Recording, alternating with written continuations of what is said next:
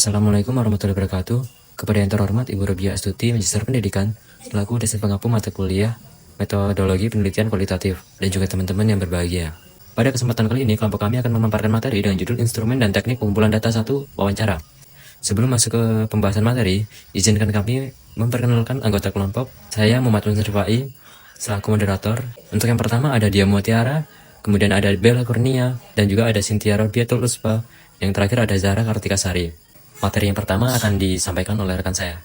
Kita akan masuk pada materi pertama, yaitu instrumen penelitian kualitatif. Instrumen penelitian adalah alat-alat yang diperlukan atau dipergunakan untuk mengumpulkan data. Ini berarti dengan menggunakan alat-alat tersebut, data dikumpulkan. Dalam penelitian kualitatif atau instrumen utama dalam pengumpulan data adalah manusia itu sendiri, yaitu peneliti sendiri atau orang lain yang membantu peneliti. Dalam penelitian kualitatif, peneliti sendiri yang mengumpulkan data dengan cara bertanya, meminta, mendengar, dan mengambil.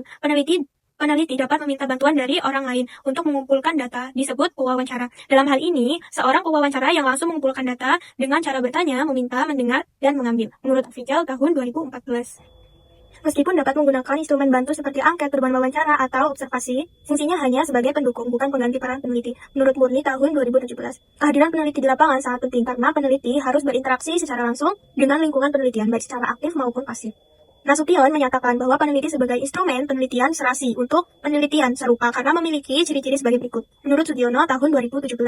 Yang pertama yaitu peneliti sebagai alat peka dan bereaksi terhadap segala stimulus dari lingkungan yang harus diperkirakannya bermakna atau tidak bagi penelitian. Yang kedua, penelitian sebagai alat dapat menyesuaikan diri terhadap semua aspek keadaan dan dapat mengumpulkan aneka ragam data sekaligus. Yang ketiga, tiap situasi merupakan keseluruhan. Tidak ada suatu instrumen berupa tes atau angket yang dapat menangkap keseluruhan situasi kecuali manusia itu sendiri. Kemudian yang keempat, suatu situasi yang melibatkan interaksi manusia tidak dapat dipahami dengan pengetahuan semata. Untuk memahaminya, kita perlu sering merasakannya, menyelaminya berdasarkan pengetahuan kita. Kemudian yang kelima, peneliti sebagai instrumen dapat segera menganalisis data yang diperoleh. Ia dapat menafsirkannya, melahirkan hipotesis dengan segera untuk menentukan arah pengamatan, untuk mentes hipotesis yang timbul seketika. Kemudian yang keenam, hanya manusia sebagai instrumen dapat mengambil kesimpulan berdasarkan data yang dikumpulkan pada suatu saat dan menggunakan segera sebagai balikan untuk memperoleh penegasan, perubahan, dan perbaikan. Instrumen penting dalam penelitian kualitatif adalah peneliti itu sendiri. Keikutsertaan peneliti dalam penjaringan data menentukan keabsahan data yang dikumpulkan dalam penelitian.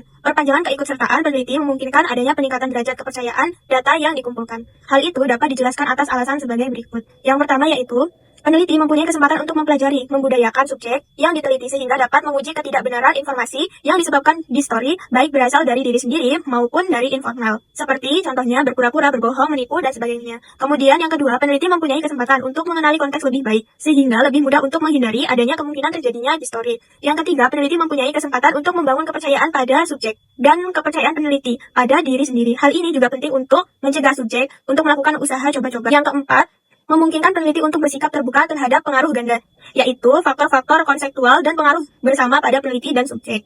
Kegunaan instrumen penelitian menurut Setiawan tahun 2013 antara lain adalah yang pertama sebagai pencatat informasi yang disampaikan oleh responden, yang kedua sebagai alat untuk mengorganisasi proses wawancara, dan yang terakhir adalah sebagai alat evakuasi performa pekerjaan staf peneliti. Baik, yang selanjutnya yaitu B, bentuk instrumen interview. Dalam penelitian, khususnya dalam konteks metodologi penelitian kualitatif, interview atau wawancara adalah suatu bentuk dialog yang dilakukan oleh peneliti untuk memperoleh informasi langsung dari responden. Instrumen yang digunakan disebut pedoman wawancara atau interview guide. Dalam pelaksanaannya, interview dapat dilakukan secara terstruktur dan tidak terstruktur atau bebas. Secara bebas artinya pewawancara bebas menanyakan apa saja kepada terwawancara tanpa harus membawa lembar pedomannya.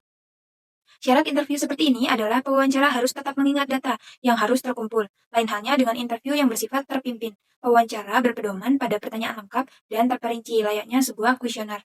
Selain itu, ada juga interview yang bebas terpimpin, di mana pewawancara bebas melakukan interview dengan hanya menggunakan pedoman yang memuat garis besarnya saja. Peneliti harus memutuskan besarnya struktur dalam wawancara. Struktur wawancara dapat berada pada rentang tidak berstruktur sampai berstruktur. Penelitian kualitatif umumnya menggunakan wawancara tidak berstruktur atau semi berstruktur. Ada beberapa jenis dari wawancara. Yang pertama yaitu wawancara tidak berstruktur, yang bersifat bebas dan alami tanpa pertanyaan tetapi hanya berpedoman pada topik atau kata kunci penelitian. Kemudian yang kedua, wawancara semi berstruktur, menggunakan pedoman wawancara yang berisi isu utama namun urut. Kemudian yang ketiga, wawancara berstruktur, menggunakan daftar pertanyaan yang sama dan urutan tetap untuk semua partisipan, mirip dengan survei tertulis namun data yang diperoleh kurang mendalam. Kemudian ada juga wawancara kelompok yang dilakukan pada beberapa partisipan sekaligus untuk meneliti norma atau dinamika kelompok terhadap suatu isu. Faktor prosedural atau struktural. Dimensi prosedural berstandar pada wawancara yang bersifat natural antara peneliti dan partisipan, atau disebut juga wawancara tidak berstruktur. Kemudian, faktor kontekstual. Dimensi kontekstual mencakupi sejumlah isu. Pertama, terminologi yang di dalam wawancara dianggap penting. Kedua, konteks wawancara yang berdampak pada penilaian respon.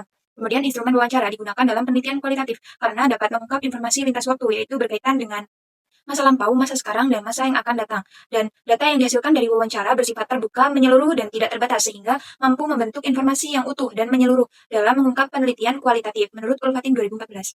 Materi selanjutnya yaitu wawancara mendalam. Wawancara mendalam atau in-depth interview adalah proses memperoleh keterangan untuk tujuan penelitian dengan cara tanya-jawab sambil bertatap muka antar pewawancara dengan informan atau orang yang diwawancarai, dengan atau tanpa menggunakan pedoman guides wawancara, di mana pewawancara terlibat dalam kehidupan sosial informal.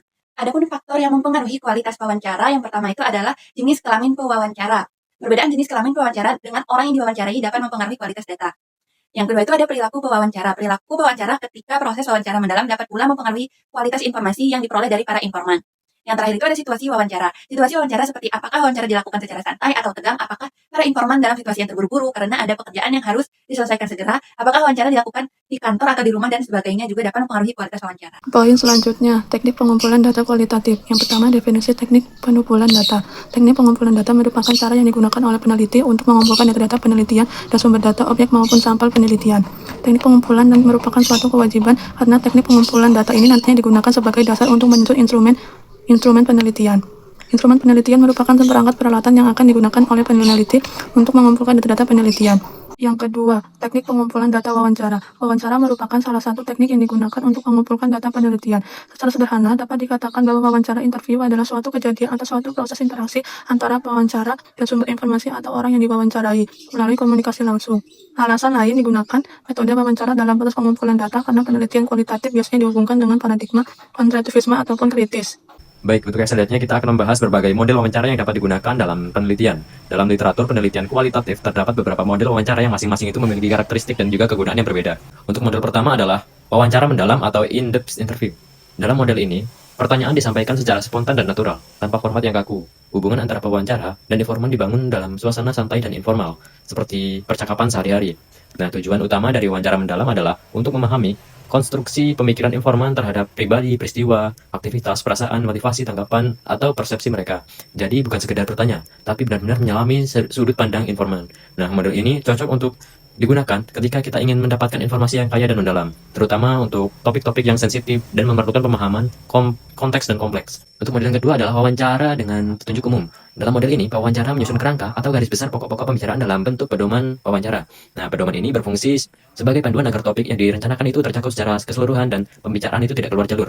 Namun, pedoman ini tidak kaku seperti kuesioner. Peneliti masih memiliki fleksibilitas dalam mengembangkan pertanyaan. Dan untuk model yang ketiga adalah wawancara baku terbuka. Dalam model ini, peneliti menggunakan seperangkat pertanyaan baku. Artinya, pertanyaan yang sama dengan kata-kata, urutan, dan cara penyampaian yang identik untuk semua informan. Nah, model ini perlu digunakan jika kita memiliki banyak informan dan variasi pertanyaan justru akan menyulitkan dalam membandingkan data. Wawancara jenis ini mirip dengan kuesioner, survei tertulis, namun tetap dilakukan secara lisan. Kelemahannya, model ini kurang fleksibel dan tidak memungkinkan pendalaman yang mendalam karena terikat pada pertanyaan yang sudah ditetapkan. Untuk model yang keempat adalah wawancara terstruktur. Dalam model ini, pewawancara menetapkan sendiri masalah dan pertanyaan-pertanyaan yang akan diajukan dengan sangat detail dan sistematis. Wawancara terstruktur bertujuan untuk mencari jawaban hipotesis yang sudah ditetapkan sebelumnya. Model ini umumnya digunakan jika seluruh sampel penelitian dipandang memiliki kesempatan yang sama untuk memberi jawaban yang diajukan. Nah, keuntungan dari model ini adalah tidak ada pendalaman yang memungkinkan informan berbohong atau memberikan jawaban yang tidak jujur. Namun, kelemahannya adalah kurang mendalam dan baku. Untuk model yang kelima adalah wawancara tidak terstruktur. Model ini adalah kebalikan dari wawancara terstruktur. Di sini pertanyaan tidak disusun terlebih dahulu, tetapi disesuaikan dengan keadaan dan ciri unik dari setiap informan. Wawancara tidak struktur menekankan pada pengecualian, penyimpangan, penafsiran yang tidak lazim, pendekatan baru, dan atau perspektif tunggal dari informan.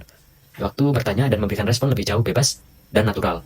Meskipun tidak ada pertanyaan baku, peneliti tetap harus merencanakan hal-hal penting seperti siapa informan yang akan diwawancarai, kemudian bagaimana menghubungi mereka, dan persiapan matang sebelum wawancara. Model ini sangat cocok untuk penelitian eksploratif atau ketika kita ingin memahami fenomena yang belum banyak diteliti. Demikianlah tadi materi yang dapat kami sampaikan. Kurang lebihnya kami mohon maaf. Kepada Allah kami mohon ampun. Saya akhiri, wabillahi taufiq wal hidayah. Wassalamualaikum warahmatullahi wabarakatuh.